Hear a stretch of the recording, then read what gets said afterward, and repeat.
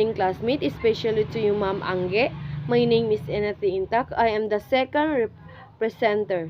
I will continue the discussion of history of baking. We have Renaissance to 18th century. Baking became more refined and artistic, especially in France and Italy. Pastry chefs and bakers gained prestige and recipes began to be documented. Dito sa panahon ng Renaissance, ika-18 ng century, dito na umulat at gumanda ang paggawa nila ng mga tinapay at pastry.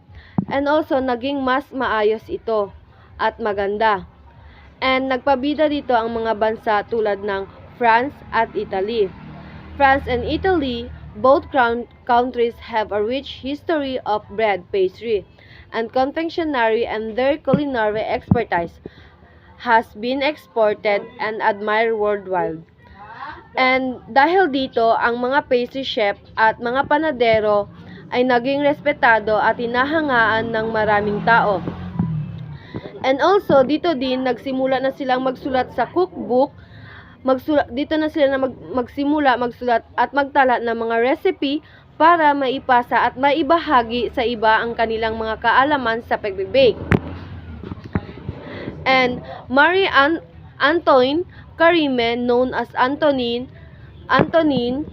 siya ay tinatawag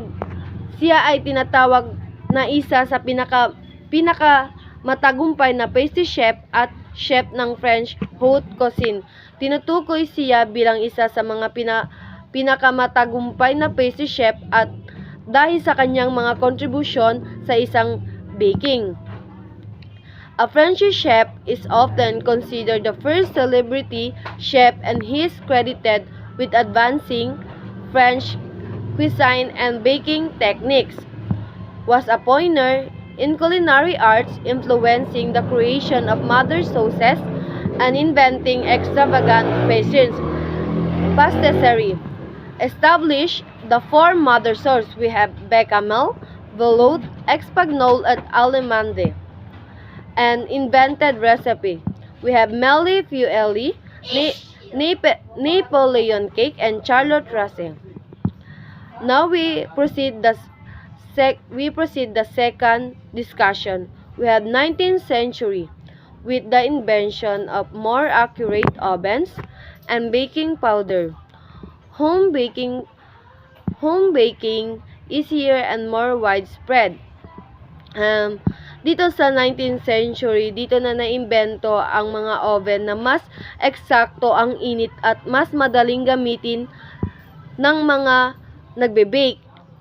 Pati na rin ang baking powder dahil dito, naging mas madali ang pagbe-bake sa mga bahay, hindi na kailangan ng maraming kagamitan o espesyal na kasanayan.